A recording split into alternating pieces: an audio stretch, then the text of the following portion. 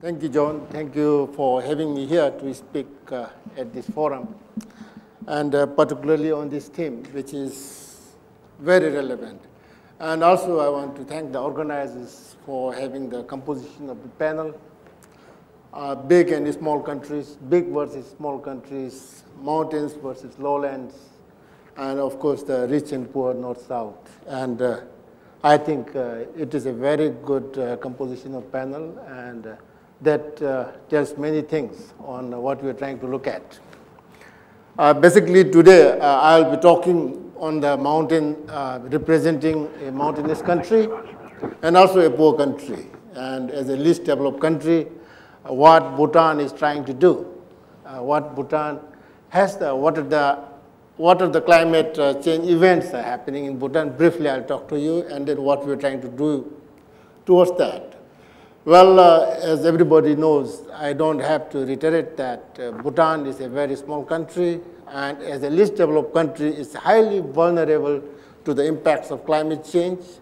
And as you know, every developing country has similar problems. But some of the problems in Bhutan is quite unique in that it's a mountainous country, the glaciers in Bhutan are retreating, and that the landslides which occurs in other regions, the severity of landslides can be much more severe in a country like Bhutan, which is characterized by very rugged and steep terrains and high mountains. So we have potentially about 2,700 glacier lakes in Bhutan, and out of which we have identified about 26 lakes are potentially dangerous. And we have had experiences of glacier lake outburst flood in Bhutan, and I will later touch upon it, what we are trying to do. But also, Bhutan depends on two very much climate change sensitive factors. One is hydropower, which is totally dependent on the glaciers, and in fact, we have water towers of Asia in the Himalayas, and they're very much under threat through glacier retreat. And second thing is, as a small agrarian country, we have about 65% of our population depending totally on agriculture.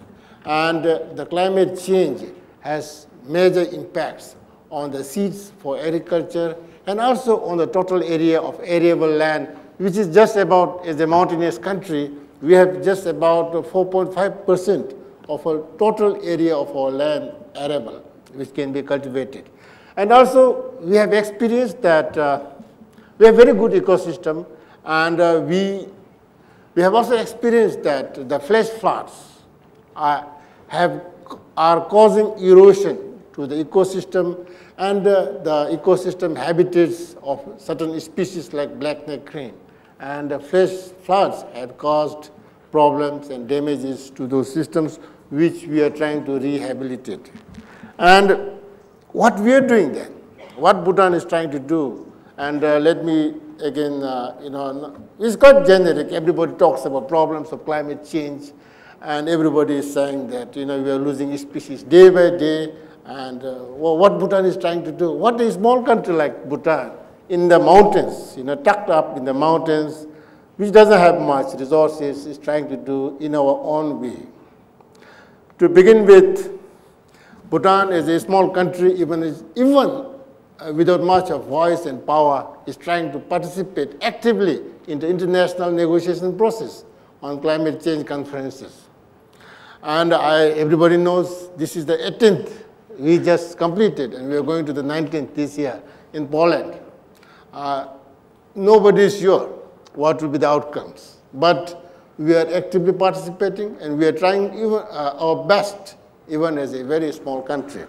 Second thing is, we are trying to come up with certain policies that really helps in the protection of environment and also to fight against climate change impacts. Firstly, Bhutan has long way ago, in fact, in year 1975 itself, our king, the fourth king, he passed a royal decree that Bhutan should have 60% of forest cover. That was in way back, 1975, at all times to come. I'm sure most of my earlier distinguished speakers from Bhutan had probably informed this. But that, again, the Royal Decree has culminated into having 60% forest cover provision in the Constitution of Bhutan, in the Constitution of Bhutan. Of course, now Bhutan has, we pride to say that we have about 74% of our forest, of our land under forest cover.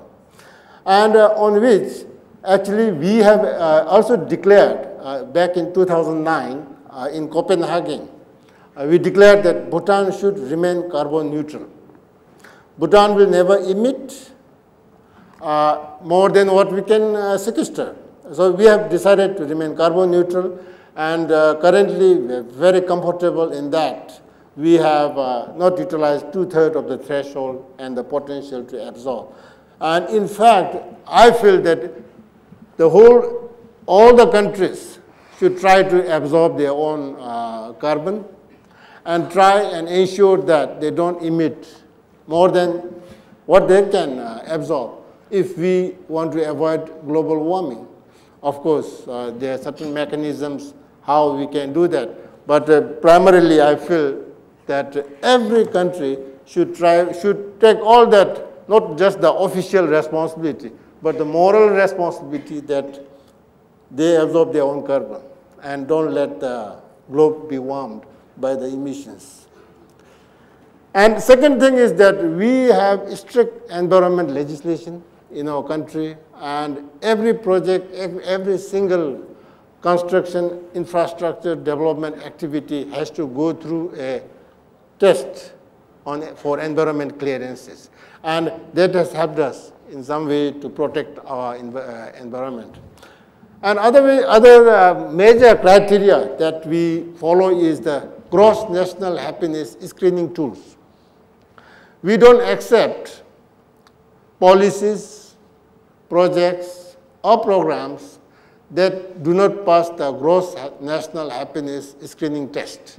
And that is one area which has really helped us to protect our nature and environment and even our culture and tradition. And also, through the support, we really want to acknowledge the support that we have received from the UNFCCC, that we were one of the first countries in the world to implement National Adaptation Program of Action.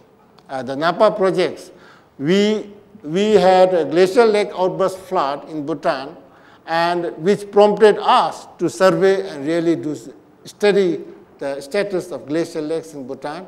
And we identified one lake very susceptible and vulnerable and posing great threat to the flood. So we implemented a project through the support of the international communities and to lower the lake, which was posing a great threat of thousands and thousands of millions of gallons of water that could have washed away lots of properties and livelihoods of the people. And we lowered the level of the lake, which is located about 6,000 meters above the sea level and 10 days walk from the road head. And we never used machineries because it was going to disturb the moraine of the lake. So we used manual labor. It was very demanding physically, but we managed to lower the lake by about 5 meters. And that has really saved the lives of many people around us, which could have been devastating. And on the other side, we are also into land management programs, which are caused by the agricultural land, which I mentioned earlier. We just have about 4% of our land cover used for agriculture. It's a mountainous country. So even that, the size of that area is decreasing because of the major floods, flash floods. And also, there's a lot of erosion and degradation and flash floods that cause, and people are not able to, there's posing risk to the people to work there. And because of this, we are also developing our proposals on loss and damage caused by the impacts of climate change. And above all, I think it has become very important. You know, Bhutan has lived with nature for centuries. And they never realized, they have never missed the environment and the nature. And now they're beginning to feel the pain of it because of the impacts of climate change.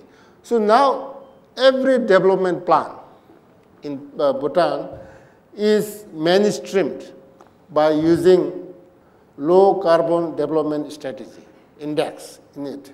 Every sector, be it construction sector, be it forest, agriculture, they have to be mindful of the environment sector and the impacts of climate change. So we are implementing a project, environment, poverty reduction at the grassroots level. And we are mainstreaming in all the plans. And that is expected to address the problems associated with climate change at the grassroots level. And also, I would like to mention that I'm sure it was informed by the honorable speaker yesterday from Bhutan, but 51% of our land is protected. It's protected as a nature reserve, is protected as a sanctuary, and that has really helped us in mitigating the impacts of climate change. And of course, I'm sorry, I'm taking lots of time, but lastly, I would like to say that there is a need to stop climate change. And the scientists have said that even if the emission of greenhouse gases are stand still, there will be decades of climate change because of the slag, because of the lag in the system, and in which case we will need to have, climate change impacts is actually becoming a day-to-day way of life. Everybody is trying to adapt to climate change every day, maybe in the subtle form or more in severe form. So let's everybody try and stop. For example, country like Bhutan, we are trying our best. And I'm sure powerful countries, rich countries, bigger countries, they can do much, much, much more than the small countries. And we need the leadership from those countries. You have to lead by example so that country like Bhutan can follow you. Now, how to do? Sir, we'll follow you. Something like that. So we hope that the humanity can be saved. All life forms can be saved through a strong commitment through the leadership of countries like, from Australia, Canada, Great Britain, and US. Thank you so much. Thank you.